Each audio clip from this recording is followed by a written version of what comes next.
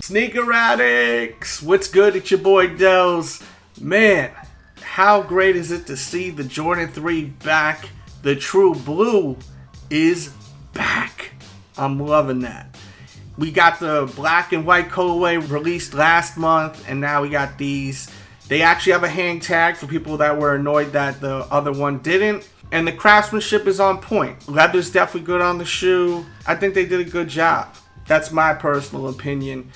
And there's a quick look at the medial side of the shoe. As far as the fit, I like to go true to size on this model. That's my personal opinion. Go true to size. Quick look at the outsole.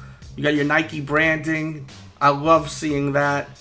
And now we're going to convert this to a comparison video. You see we got the 2011 retro. I'm pretty sure it's 2011. If for some reason I'm wrong, forgive me. Correct me in the description box below. But you can see here, you got your Jordan branding on the outsole. And it's a little dirty, but you know, we wear our kicks over here. And I love seeing the Nike on the outsole of this new model. Just like on the back. I mean, how about that? Looks so dope with the Nike Air on the back. Sometimes I see Nike Air and I'm just like, it's okay, whatever. I'm not going to get too excited about it. But with Jordan 3s, Jordan 4s, Jordan 6s, even Jordan 5s, it looks so dope. It just fills the back so much more. That's my personal opinion. Some people like the Jordan branding better. I am happy either or, to be honest with you. As long as they release the 3s, I'm a big fan of the Jordan 3, but, you know, I prefer the Nike Air on the back, and it's awesome to see these true blue 3s with the Nike Air on the back. Let me know what you like better in the comments, and I will be reading every comment. On the old retro, you have a blue tongue with the tag on the back of it, and over here, no tag, red tongue like the OG. They wanted to keep this as OG as possible. I'm actually used to the red tongue now. I like it better. Took me a second to adjust to it. At first, I was kind of stuck in my ways because I only owned the retro with the blue tongue on the back. So I was like, it's kind of throwing me off. But now I'm used to it and I like it. I like it a lot. And now you can see the tag is over there on the new retro. You have Nike Air on the footbed of the new retro. Check it out. And then you have your Jumpman on this older retro right here. Looking at the elephant print close up and the leather. Check it out. It's a nice tumble. I think the other one has a heavier tumble, which we'll get to in a sec. You have your air unit right there with your hits of blue and white on the midsole. Getting back to both shoes, you can see the comparison of the elephant print and the leather. I think the leather has a heavier tumble on the older retro, but like the way it feels, they both feel nice. Definitely both feel nice. The red hits by the laces are definitely brighter on the new retro. As you can see, close up, look how darker it is on the old retro. Definitely a brighter Jumpman too, as you can see on the newer retro. Keep in mind the newer retro is on the right, the older retro is on the left. And I like it brighter. It definitely pops nice. And there you go with a close-up HD comparison review as far as the fit. Go true to size. If you don't have a wide foot, you have like a narrow foot, you can probably even go down half a size. I think they did a great job. The only thing that I dislike is the price hike. $220 is ridiculous for some Jordan 3s. A lot of money for some Jordan 3s. And I wouldn't be surprised if these sit on the shelf. But I wouldn't be surprised if they fly off the shelf. This is going to be a hit or miss. There's so much releasing around this time. You've got the Dr. Dooms, which, you know, people have been waiting a long time for those to release. And that's an expensive shoe also. So people's money is going to be tied up on all different types of stuff, including buying gifts for other people. And Yeezys, I'm pretty sure, are releasing too. On top of that, it's going to be interesting to see how these do.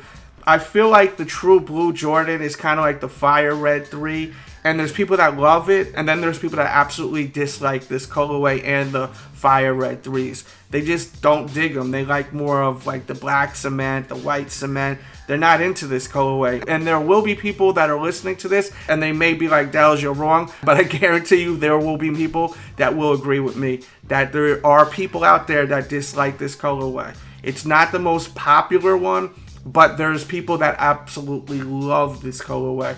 As far as the colorway for me, I like the True Blue 3. This will be, I'm pretty sure, my 3rd or 4th pair of True Blue 3s I've ever owned. So definitely a fan of the colorway. Quick tip for people that are buying these 3s, try them on, wear them when you buy them. Even if you want to keep them dead stock, try them on, wear them in the house.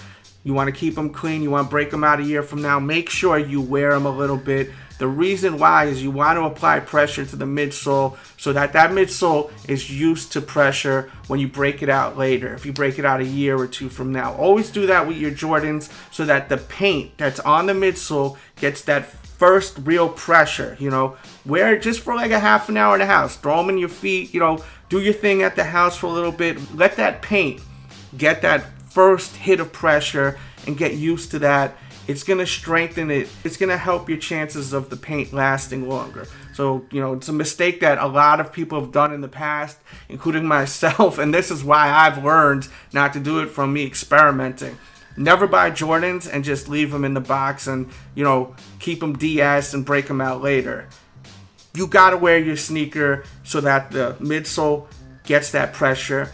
The paint gets used to that pressure. Because if you don't, when you break it out, the first time it's gonna get pressure. You got this old paint that never got hit with that before and it's been sitting for so long. You put it on your feet, crack. That paint is just gonna crack. It's happened to me on the first wear of sneakers with fire reds, also the flip 3s, which that broke my heart. It literally cracked when I wore them. Like, I love that sneaker and that really killed me. I was like, come on, man. I've been keeping these to break out and it cracked on me, the paint. So always do that with your Jordans, especially the 3s. I hope this video helped you out. I gave you guys a tip at the end of it. And I definitely would like this video to get at least 500 likes. So please hit that thumbs up button right now. Helps my channel. Subscribe if you're new. There's a bell next to the subscribe button. If you're not getting notified because YouTube keeps changing everything, just hit that bell and it'll let YouTube know you want to be notified every time I put out a video.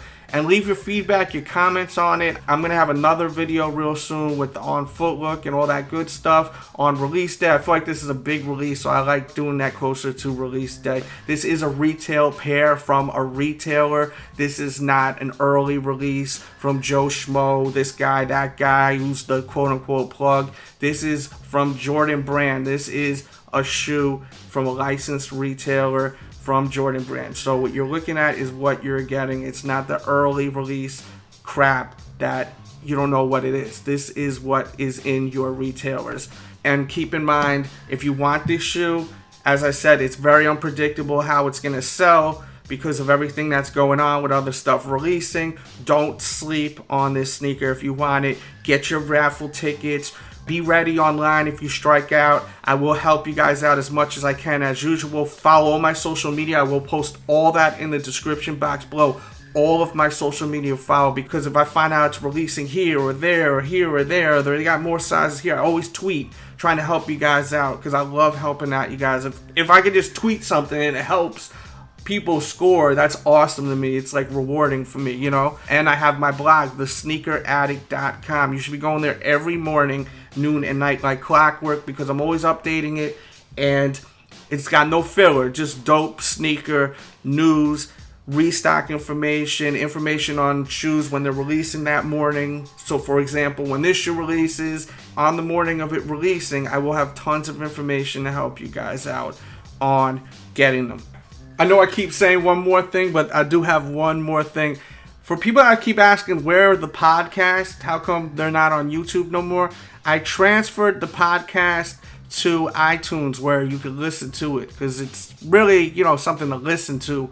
So I have the podcast on iTunes and SoundCloud. I'll put that information in the description box below. I've been releasing podcasts almost every single week, so you're missing out on a whole lot of extra content for people that have been asking. And it's probably a good thing because now you can catch up and listen to a whole bunch of them.